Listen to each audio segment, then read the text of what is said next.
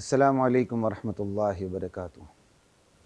بسم اللہ الرحمن الرحیم والصلاة والسلام علی رسولہ الکریم خاتم المعصومین وعلی آلہ وصحبہ اجمعین، اما بعد۔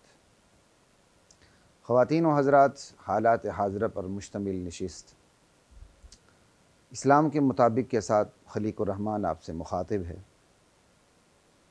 آج ہم مختصر سی گفتگو کریں گے فلسطین کے اوپر۔ فلسطین پر تو ہائی کورٹ کے اندر جو ہمارے تقریباً 10-12 جماعت ہم نے 12-13 جماعت ہم نے فلسطین پہ پڑھائے تھے۔ اس کے بعد میں نے کوئی زیادہ بات فلسطین کے اوپر نہیں کی، لیکن آج صبح جب میں نے فیس بک کو دیکھا تو میرے یونیورسٹی کے میرے ایک استاد ہیں، ان کی ایک مختصر ترین سی تحریر میری نظر سے گزری سوشل میڈیا پہ، فیس بک پہ۔ اس مختصر سی تحریر میں میرے استاد کہتے ہیں، پہلے دن سے دل میں چبھی یہ پھانس نہیں نکلتی کہ ہم نے یہ جنگ کیا سوچ کر شروع کی تھی۔ پھر میری تھوڑی سی رگ پھڑک اٹھی، میں نے کہا تھوڑی سی پھر آپ سے اس حوالے سے تھوڑی سی بات کر لوں۔ رگ پھڑک اٹھی، میں نے پھر تھوڑی سی اس پہ تحریر لکھ دی فیس بک کے اوپر، تو ابھی میں نے یہ چاہا کہ وہی تحریر آپ کے سامنے بھی رکھ دی جائے، بجائے یہ کہ میں تحریر زبانی پڑھ دوں، پھر وہ بیان لمبا بھی ہو جائے گا تو مجھے بھی مشکلات اٹھانی پڑیں گی۔ تو بہتر یہ کہ میں نے جو تحریر لکھی ہے کم و بیش وہی تحریر آپ کے سامنے پڑھ دوں۔ فلسطین کے اوپر اسماعیل ہانیہ کے بعد جو سربراہ تھے وہ بھی شہادت کے رتبے پر فائز ہو چکے ہیں۔ ہائے ہمارا فلسطین۔ تمہید کے بعد عرض ہے خواتین و حضرات، دل تھام کے بات سنیں۔ اسلام بغیر تیاری کے آپ کو جہاد کی اجازت نہیں دیتا۔ جہاد کا شوق اپنی جگہ مسلم ہے۔ اللہ مجھے اور آپ کو بھی جہاد کا شوق نصیب فرمائے اور جہاد میں عملی طور پر شریک ہونے کی توفیق عطا فرمائے۔ جہاد کی بندہ خواہش نہ رکھے، وہ تو منافق کی زندگی ہے۔ اللہ ہمارے اندر سے بزدلی کو ختم فرمائے، بے حمیتی کو ختم فرمائے، بے حیائی کو ختم فرمائے جو غیرت کو ختم کر دیتی ہے۔ اللہ اکبر۔ لیکن تسلیم شدہ بات یہی ہے کہ اسلام مجھے اور آپ کو بغیر تیاری کے جہاد کی اجازت، جہاد مین قتال، ٹھیک ہے، دو بدو جو لڑائی ہوتی ہے دشمن سے، بغیر تیاری کے آپ کو اجازت نہیں دیتا۔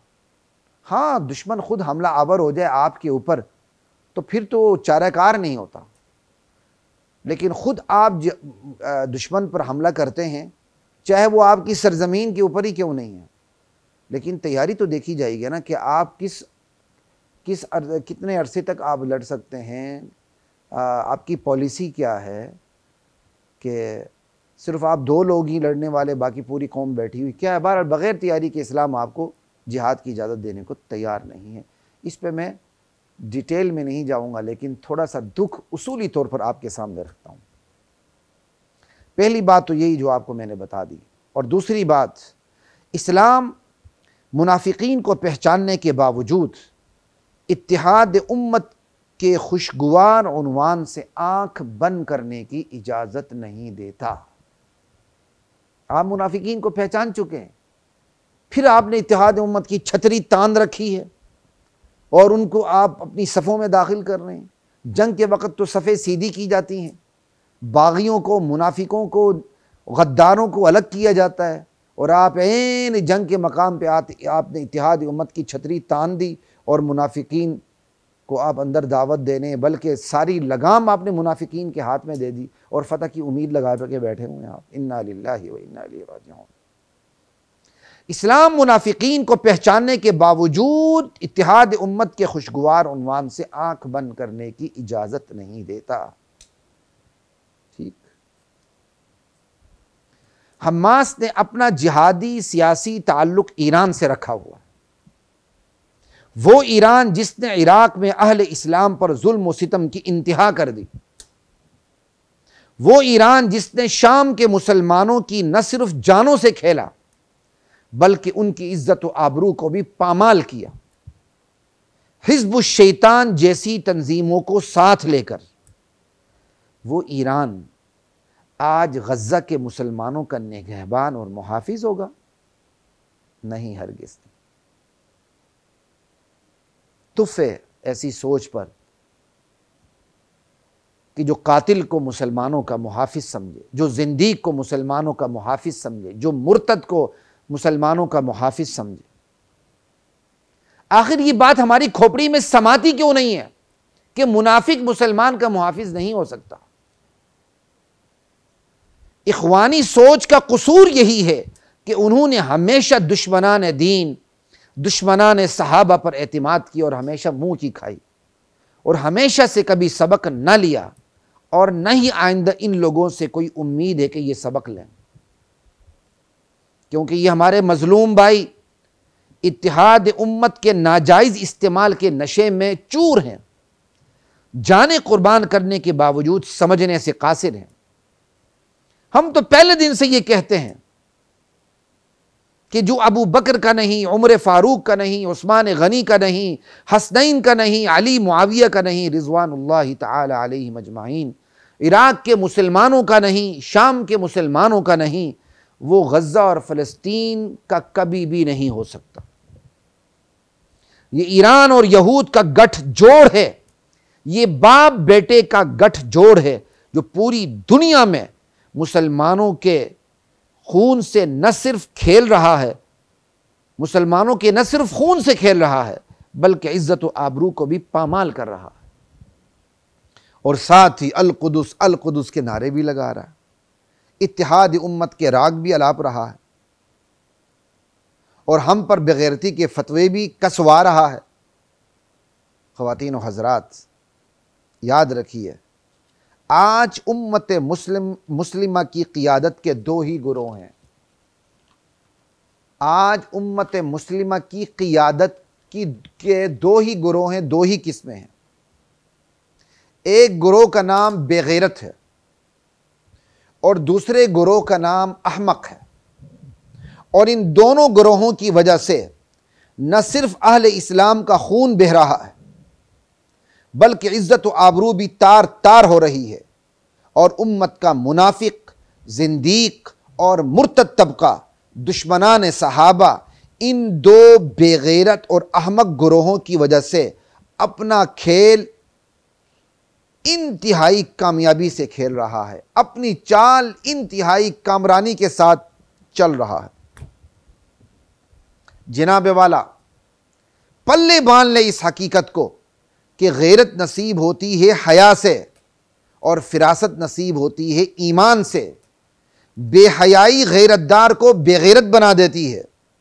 اذا فاتک الحیا فافعل ما شئت، میرے نبی کی حدیث ہے، جب تمہارے اندر حیا کی موت واقع ہو جائے تو تم جو چاہو کر گزرو، پھر ہر چیز کی وقت ختم ہو جاتی ہے۔ اذا لم تستحی فاصنع ما شئت، میرے امتی جب تمہارے اندر حیا کا مادہ نہ رہے پھر جو چاہے کر گزرو۔ ایمان کی کمی کجی فراست کو حماقت سے بدل دیتی ہے۔ اتقوا فراست المؤمن فإنه ينظر بنور اللہ، حدیث ہے، مومن کی فراست سے ڈرو، وہ اللہ کے نور سے دیکھتا ہے۔ جب مومن ہی نہیں رہے گا، اس کے اندر ایمان ہی نہیں رہے گا، تو اس کے اندر فراست اور وزڈم کیسے رہے گی؟ خواتین و حضرات، اب سوال یہ ہے کہ یہ صورتحال بدلے تو کیوں کر بدلے، کیسے بدلے؟ جواب قرآن سے سنی ہے، ان اللہ لا یغیر ما بقوم حتی یغیروا ما بانفسہم، اللہ اس قوم کی حالت کبھی بھی تبدیل نہیں فرماتے جب تک وہ قوم اپنے اندرون کو تبدیل نہیں کرتی۔ سماج کو اندر سے بدلنا ہوگا، تبدیلی پہلے اندرون میں آئے گی اور پھر بیرون پہ چھا جائے گی۔ اندرونی تبدیلی سے ایمان جنم لے گا، شرم و حیا کا عنصر مضبوط ہوگا، پھر ایمان والوں کے ہاتھ میں قیادت ہوگی تو ان میں بھی فراست ہوگی، ان میں فراست بھی ہوگی، اور حیا والوں کے ہاتھ میں سیاست کی سعادت ہوگی تو ان میں غیرت بھی ہوگی۔ پھر ایمان اور غیرت کی اسلحے سے لیس قیادت امت کو لے کے چلے گی تو دنیا کے تمام لشکر امت کے لشکر کے ہاتھوں قبول اسلام کے شرف سے مشرف ہوں گے یا پھر زیر ہوں گے یا پھر زیر و زبر ہو جائیں گے، نیست و نابود ہو جائیں گے۔ پھر اللہ کے اس شاہی فرمان کا عملی مظاہرہ ہوگا، والذی ارسل رسولہ بالہدی ودین الحق لیظہرہ علی الدین کلہ ولو کرہ المشرکون۔ وہ اللہ ہی ہے جس نے اپنے رسول کو ہدایت دے کے بھیجا، سچا دین دے کے بھیجا، تاکہ یہ دین، اللہ اس دین کو تمام ادیان باطلہ پہ غالب کر دے، اور یہ بات مشرکین کو خواہ کتنی ہی ناگوار کیوں نہ گزرے۔ ہائے ہمارا فلسطین، اے اللہ، ہم غیرت و حمیت سے عاری لوگ صرف رو ہی سکتے ہیں، ہمارے رونے کو بھی اپنی بارگاہ میں قبول فرما۔ ہمیں اپنے بھائیوں کی مدد نہ کر سکنے پر تماشا عبرت نہ بنا دینا، عذاب کا کوڑا برسنے سے ہماری حفاظت فرما لینا۔